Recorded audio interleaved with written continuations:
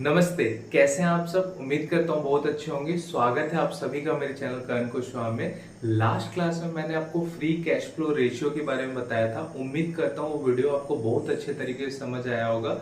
अगर आपने मेरे उस वीडियो को अभी तक नहीं देखा है तो मैंने अपने शेयर मार्केट के प्लेलिस्ट का लिंक अपने डिस्क्रिप्शन बॉक्स में दिया हुआ है। उसे क्लिक करके आप मेरे क्लास 1 से लेकर क्लास 9 तक के सभी वीडियो को देख सकते हैं। अगर आप शेयर मार्केट में नए हैं, शेयर मार्केट को स्टार्ट से सीखना चाह रहे हैं, तो मैंने सिर्फ 9 क्लास लिया है। मैं आपको स्टार्टिंग से बता रहा हूँ, आप सीखें। चलिए, इसके अलावा अगर आपने अभी तक अपना डीमैट अकाउंट ओपन नहीं किया तो उसका भी लिंक मैंने आपको अपने डिस्क्रिप्शन बॉक्स में दिया है। आप क्लिक करके ओपन कर सकते हैं। कोई रॉकेट साइंस नहीं, सिंपल सा प्रोसेस है। चलिए स्टार्ट करते हैं आज के अपने क्लास 10 को। तो आज के क्लास 10 में ना हम जानेंगे पैट के बारे में कि पैट क्या होता है, जिसको हम बोलते हैं प्रॉफिट आफ्टर टैक्स। ठीक है, तो ये पैट के बारे में भी जानना आपको बहुत जरूरी है। तो चलो आओ स्टार्ट करते हैं। आपको नाम से समझ रहा है प्रॉफिट आफ्टर टैक्स मतलब जो भी आप कमाते हो तो टैक्स के बाद आपको कितना पैसा बचता है, ये पैट आपको कैलकुलेट करके देता है। अगर अलग वर्ड में बोलूं तो आप कोई भी प्रोडक्ट सेल करते हो या आप जितनी भी सेलिंग करते हो तो उस सेलिंग में से आप उस प्रोडक्ट की कॉस्टिंग या अदर सारे एक्सपेंसेस को माइनस करके हटा दोगे तो जो आपके पास नेट मार्जिन या नेट प्रॉफिट बचता है ना, उसी को हम पैट बोलते हैं। ठीक है, तो पैट को आप इनडायरेक्टली नेट मार्जिन या नेट प्रॉफिट बोल सकते हो। चलो मैं आपको एग्जांपल से समझाता हूँ ताकि आप चीजों को बहुत अच्छे तरीके से रिलेट कर पाओ। ठीक है, मैं वापस से जो मैंने आपको अपने लास्ट वीडियो में एग्जांपल दिया था कॉपी वाला, उस एग्जांपल पे लेके चलता हूँ। ठीक है, तो सपोज ना आप 10 रुपए की कॉपी खरीदते हो और मार्केट में उसको 20 रुपए में बेच देते हो। ठीक है, अब देखो, जब कभी भी हम प्रॉफिट का कैलकुलेशन करते हैं ना तो दो टाइप का प्रॉफिट होता है। एक होता है आपका मार्कअप प्रॉफिट। ठीक है, मैं यहाँ पे मेंशन कर दे रहा हूं। एक होता है मार्कअप प्रॉफिट और दूसरा होता है नेट प्रॉफिट, या जिससे आप नेट मार्जिन भी बोल सकते हैं। आप जो भी बोले, इसी को हम पैट भी बोलते हैं। ठीक है, तो ये दो टाइप के प्रॉफिट होते हैं। तो एक बात हमेशा याद रखना, ये जो मार्कअप प्रॉफिट होता है ना, ये हमेशा आपके प्रोडक्ट पे डिपेंड करता है कि आपने प्रोडक्ट कितने अमाउंट में लिया और लेने के बाद उसको कितने अमाउंट में बेचने का प्लान कर रहे हो या सोच रहे हो, ये मार्कअप प्रॉफिट होता है। जैसे कि एग्जांपल के लिए आपने 10 रुपए की कॉपी ली और आप उसे 20 रुपए में बेच रहे हो, मतलब सीधा सीधा आप 100% का प्रॉफिट कर रहे हो, डबल।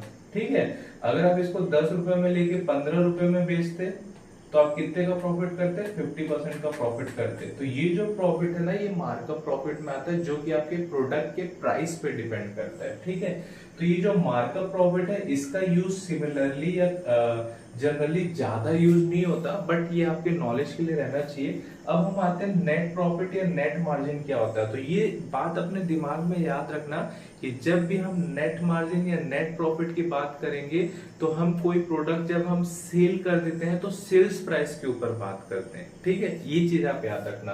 तो नेट मार्जिन का जो फॉर्मूला होता है ना, वो क्या होता है? सबसे तो पहले हम लेंगे सेलिंग प्राइस। ठीक है, कि हमने किसी भी प्रोडक्ट को कितने पैसे में बेचा। सेलिंग प्राइस में हम घटा देते हैं उसकी कॉस्टिंग की, जिस प्रोडक्ट को हम बेच रहे हैं उसकी कॉस्टिंग कितनी है अपन।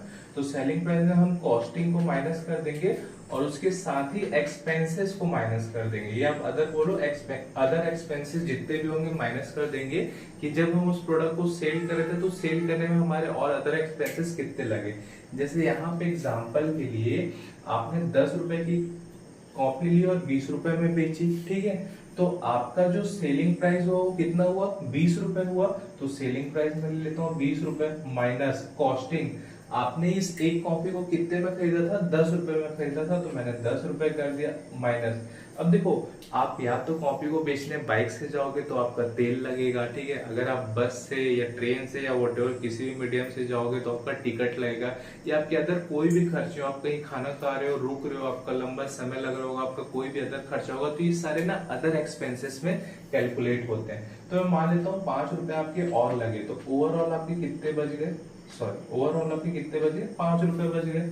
20 में से 10 रुपए कॉस्टिंग और 5 रुपए, मतलब ये जो 5 रुपए है ना, ये आपका नेट मार्जिन या नेट प्रॉफिट है।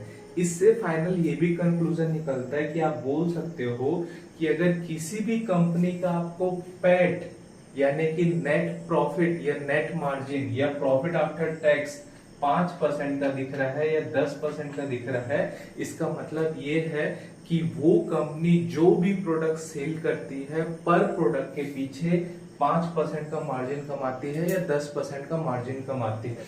तो ये जो मार्जिन का फंडा ये आपको उम्मीद करता हूँ क्लियर हो गया होगा। अब एक क्वेश्चन आता है कि कितना मार्जिन मिलना चाहिए, कम मार्जिन होना चाहिए कि ज्यादा मार्जिन होना चाहिए। ठीक है, ये एक बहुत अच्छा क्वेश्चन है। देखो हमारा 5% मार्जिन है तो मार्जिन हमेशा कम होना चाहिए कि ज्यादा होना चाहिए। तो देखो मार्जिन ना डिपेंड करता है क्वांटिटी के ऊपर कि आप कितनी क्वांटिटी सेल कर पाते हो। अगर इसको भी एक अच्छे एग्जांपल से समझते हैं कि मार्जिन कम अच्छा होता है या ज्यादा अच्छा होता है। मैं आपको ये नहीं बोलूंगा कि कम मार्जिन बहुत अच्छा है या ज्यादा मार्जिन अच्छा है। अच्छा, मैं आपको अगर एक क्वेश्चन करूं कि कोई प्रोडक्ट में आप कम मार्जिन कमाओगे तो आप बोलोगे नहीं भैया मेरे को ज्यादा मार्जिन कमाना है, तो आप तो ये बोलोगे कि मार्जिन ज्यादा होना चाहिए। बट चलो थोड़ा सा फंडा समझते हैं। मैं फिर से एग्जाम्पल लेता हूँ।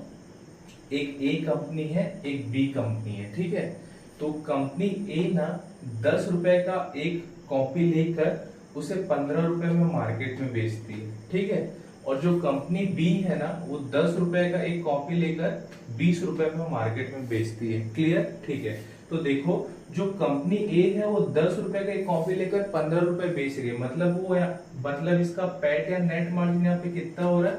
50% का हो रहा है। मतलब 50% मार्जिन कमा के बेच रही है। और जो कंपनी बी है वो सीधा 100% यानी डबल मार्जिन कमा के बेच रही है। मतलब वो एक ही कॉपी बेचेगी तो उसका पूरा 100% का प्रॉफिट हो जाएगा। ठीक है, अब देखो मुझे एक बात बताना, अगर दो दुकान लगा है, एक दुकान में आपको 15 रुपए की एक कॉपी मिल रही है और दूसरे दुकान में 20 रुपए की कॉपी मिल रही है और दोनों कॉपी सेम है, आप किसको लोगे? आप 15 रुपए वाली कॉपी को लोगे। ठीक है, ऐसा आप जनरली अपने डेली लाइफ में सब्जी लेने या कोई भी ग्रोसरी अदर सामान लेने जाते हो या मेला वगैरह घूमने जाते हो तो भाई आप बार्गेनिंग करते हो, जो कम देता है उसके पास लेते हो। इसमें ये सिंपल सी बात है, इसमें कोई रॉकेट साइंस नहीं है। तो हुआ क्या ना, क्योंकि ए वाले ने ना कम प्राइस रखा था तो इसका 20 कॉपी बिक गया एक ही दिन में, और बी वाले ने ज्यादा प्राइस रखा था तो इसका 5 ही कॉपी बिका। या हो सकता है कि ए वाले के पास कॉपी खत्म हो जाए तो इसके बिक जाए। ये एक एक्सेप्शनल केस पे हो सकता है। अब देखो डे एंड की बात करूं अगर, तो हम अब प्रॉफिट को कैलकुलेट करते हैं। ठीक है, तो देखो डे एंड में क्योंकि कंपनी ए ने 20 कॉपी बेची और 15 रुपए के हिसाब से बेची तो इनकी टोटल सेल कितनी हो गई? 300 रुपए की हो गई। अगर मैं कंपनी बी की बात करूं तो डे एंड में इन्होंने 5 कॉपी बेची 20 रुपए के हिसाब से तो इनकी टोटल सेल 100 रुपए की हो गई। ठीक है, अब हम निकाल लेते हैं नेट मार्जिन कि इनके पास बचा कितना। हम पैट यही काम करते हैं। तो देखो नेट मार्जिन अगर निकालेंगे तो नेट मार्जिन क्या होता है? सबसे पहले सेल्स प्राइस। तो इन्होंने सेल्स तो 300 रुपए का किया। अब इसमें हम कॉस्टिंग को माइनस करेंगे कि जो इन्होंने 300 रुपए का सेल किया, जो भी प्रोडक्ट सेल किया उसकी कॉस्टिंग कितनी पड़ी थी। तो देखो इन्होंने 20 कॉपी सेल किया और 10 रुपए पर कॉपी खरीदा था, यानी 200 रुपए माइनस कर दूंगा जो इनकी कॉस्टिंग हो जाएगी। ठीक है, तो इनके पास कितना बच गया? 100 रुपए। डेफिनेटली मैं इसमें एक्सपेंसेस माइनस नहीं कर रहा हूँ क्योंकि मैं आपको एग्जांपल के लिए समझा रहा हूँ। तो इनका जो प्रॉफिट हुआ ना वो 100 रुपए का प्रॉफिट हुआ। ठीक है, अब यहाँ पे आते हैं तो देखो इनका जो सेल प्राइस था 100 रुपए का था, प्लस इसमें आप माइनस करोगे कॉस्टिंग। तो इन्होंने 5 कॉपी बेची 10 रुपए के हिसाब से तो इनकी कॉस्टिंग 50 रुपए। तो इनका जो प्रॉफिट आया ना वो आया 50 रुपए का। तो देखो यहाँ पे आपको समझ आता है कि कंपनी बी ने 100% का मार्जिन रखा था तो डे एंड में इन्होंने 50 रुपए ही प्रॉफिट कमा पाए। लेकिन कंपनी ए ने 50% का मार्जिन रखा था लेकिन डे एंड में इन्होंने 100 रुपए कमाए। तो कहने का मतलब ये है कि अगर आप मार्जिन कम रखते हो ना तो आपको क्वांटिटी में खेलना पड़ता है। क्वांटिटी आपकी बाय डिफॉल्ट ज्यादा बिकती है क्योंकि आज का जनरेशन ही यही है कि लोग कम प्राइस या कम मार्जिन में चीजों को लेना पसंद करते हैं। लोगों को मार्जिन नहीं समझ आता, लोगों को प्राइस समझ आता है।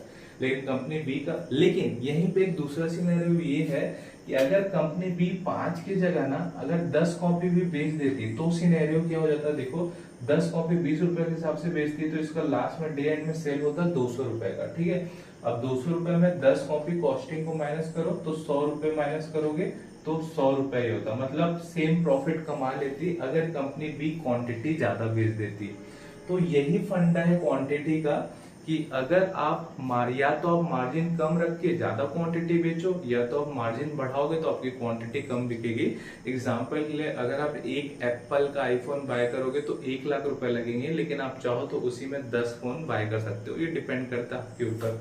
तो उम्मीद करता हूं कि जो पैट है आपको क्लियरली समझ आ गया होगा।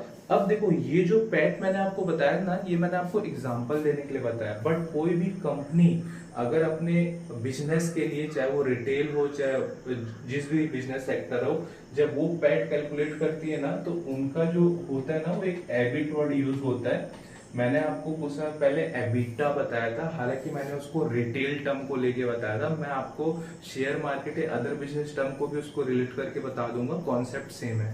तो एक एबिट होता है मतलब अर्निंग बिफोर इंटरेस्ट टैक्स। तो जब कोई भी कंपनी सेल में से ना इंटरेस्ट और टैक्स को माइनस कर देती है ना, तो उसके पास जो अमाउंट बचता है वो उसका नेट सेल होता है, नेट मार्जिन या जो भी प्रॉफिट है वो होता है। इसमें और भी एक दो चीजें होती है, तो जब मैं आपको एबिट और इन सब चीजों के बारे में बताऊंगा तो डिटेल में बताऊंगा। आज मेरा मोटो ये था कि मैं आपको ये बता सकूं कि पैट यानी कि प्रॉफिट आफ्टर टैक्स क्या होता है और इसे कैसे कैलकुलेशन करते हैं। तो उम्मीद करता हूँ ये आपको बहुत अच्छे तरीके से समझ आ गया होगा।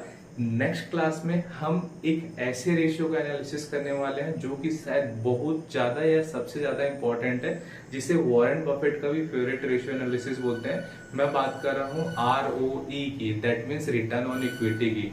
तो चलिए, अगर आपको ये वीडियो अच्छा लगा तो मुझे लाइक करें, मेरे चैनल को सब्सक्राइब करें और अपने उन दोस्तों के साथ भी शेयर करें जो कि शेयर मार्केट के बारे में सीखना चाहते हैं। अगर आपने नोटिफिकेशन बटन को प्रेस नहीं किया है तो अभी करिए, ताकि जब भी मैं कोई वीडियो डालूं सबसे पहले नोटिफिकेशन आपके पास आए। आप चाहें तो मुझे मेरे अदर सोशल मीडिया लिंक जैसे कि फेसबुक, टेलीग्राम, व्हाट्सएप और इंस्टाग्राम पे फॉलो कर सकते हैं। मैंने उसके लिंक आपको अपने नीचे डिस्क्रिप्शन बॉक्स में दिया हुआ है। चलिए मिलते हैं अपने नेक्स्ट वीडियो के एनालिसिस के साथ। तब तक खुश रहिए, बिंदास रहिए, लाइफ के मजे लीजिए। Thank you so much.